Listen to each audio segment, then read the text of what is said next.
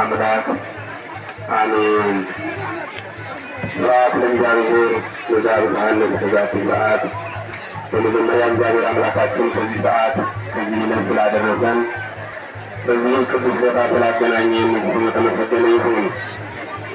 የተከበሩ አባታችን መምህር ቆሞስ አባ ሕርያቆስ ጸጋዬ የቅዱስ ላሊበላ መምህር ታሪካዊ ቦታ አስተዳዳሪ፣ የተከበሩ ሊቀ ሊቃውንት ሳሙኤል አስናቀ የዚህ ታላቅ ደብር የአራቱ ጉባኤያት መምህር፣ የተከበሩ ተቀዳሚ ከንቲባ አቶ መሳይ የቅዱስ ላሊበላ ከተማ አስተዳደር ከንቲባ፣ ሌሎቻችሁም የተለያዩ የመንግስት መስሪያ ቤቶች የስራ ኃላፊዎች፣ ሊቃውንተ ቤተ ክርስቲያን አባቶች፣ ካህናት፣ ወንድሞች፣ ዲያቆናት፣ የዚህ በዓል ታዳሚዎች ሁላችሁም በክርስቲያን በእግዚአብሔር ስም እንደምን ዋላችሁ? አሜን። እግዚአብሔር አምላካችን ስሙ የተመሰገነ ይሁን። በዓለ ጥምቀት የዳግም ልደት የጥምቀት በዓል ዳግም ልደት ነው በሚል ርዕስ አጠር ባለ ደቂቃ የምንማማረው ይህንን በዓል በተመለከተ ይሆናል ማለት ነው። ዳግም ልደት ማለት ነው አንደኛው ማለት ነው። ነገር ግን ለዚህ ቦታ የሚመጥነው በዓለ ጥምቀት ዳግም ልደት የሚል የሚጨመርበት የተሻለ ይሆናል በሚል የመንረስ መርጫ ያለ መጨረሻ ላይ ልናገረው ይችላል የሚያልኩበት ምክንያት እንግዲህ በዓለ ጥምቀት በቤተ ክርስቲያናችንን ስርዓት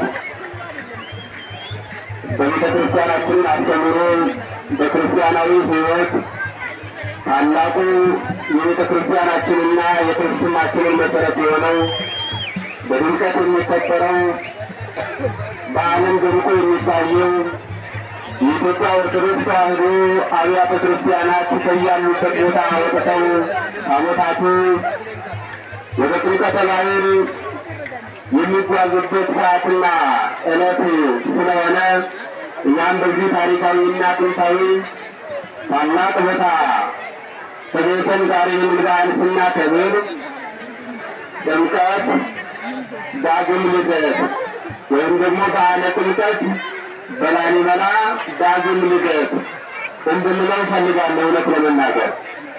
ምክንያቱም ጥምቀት ራሱ ለሁላችንም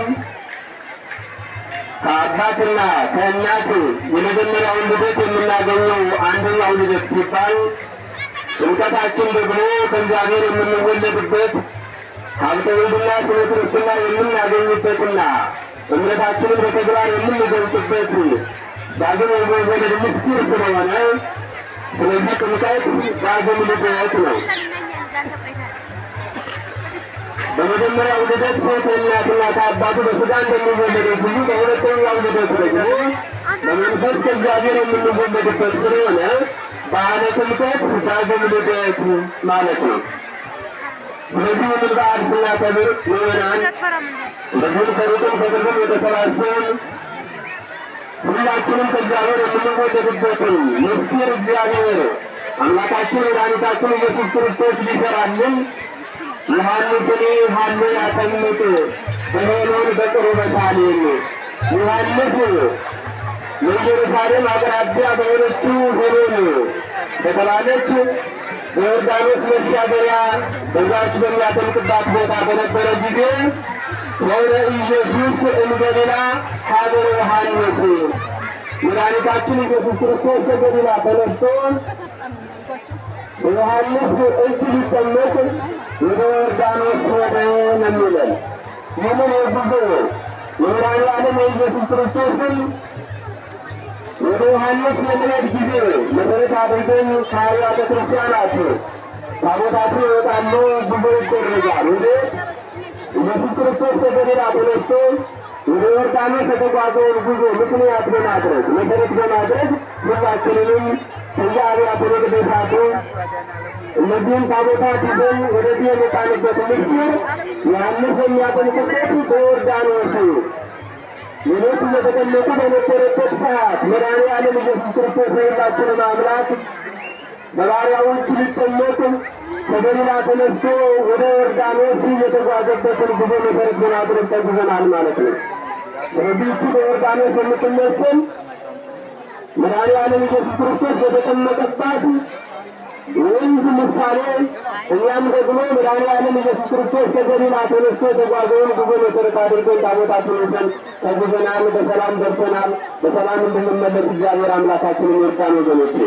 ስለዚህ ታላቅ በዓል በኢትዮጵያ ኦርቶዶክስ ተዋሕዶ ቤተክርስቲያን አማኞች ዘንድ በጉጉትና በደስታ ይጠበቅ የነበረው ሰው ሁሉ ከሩቅ ቦታ እየተነሳ ወደ ተወለደበትና ወዳደገበት ቦታ ወደ ቅርብ ዘመዶቹ ተጉዞ በድምቀት በታላቅ ደስታ የሚያከብረው ይህ ታላቅ አውደ ዓመታዊ በዓል ዳግም ልደት ተብሎ በዚህ ግን ሊከበር የሚገባው እንደሆነ ሊቃውንት ልታስቡ ይገባል ወገኖቼ። ምክንያቱም ከሳምንት በፊት በዓለ ልደትን ያከበርንበት ታላላቅ ምሳሌዎች ያሉበት ቦታ ላይ ተቀምጠን ምንም እንኳን በኢትዮጵያ ኦርቶዶክስ ተዋሕዶ ቤተክርስቲያን ታቦታት የማይወጡበት ጥምቀት የማይታሰብበት የማይደምቅበት ቦታ ባይኖርም ጥምቀት ግን በየትኛው የበለጠ ይጎላል ማለት ነው። ዳግም ልደት በሚለው ግን የበለጠ የጎላና የበለጠ ሆኖ ስለሚታይ ይህንን በዓላችንን ከምስጢር ጋር ከትርጉም ጋር አያይዘን የምናከብረው የሚያስፈልግ ስለሆነ ዳግም ልደት ያልንበት ምክንያት ከምን አንጻር ነው? የልደት ሁለተኛው ማለት የመጀመሪያው ከአባትና ከእናት የመወለዱ ምስጢር ሁለተኛ ተብሎ ጥምቀት እንደተሰራልን ሁሉ የልደት ሁለተኛው ደግሞ በዓል ጥምቀት ነውና ዳግም ምን አለው? በዓለ ጥምቀት ዳግም ልደት ማለታችን እንደዚህ እንደሆነ እየተረዱት ያስፈልጋልና እግዚአብሔር አምላካችን ረድቶና ፈቅዶ ከሞት ጥላ ሰውሮን ልክ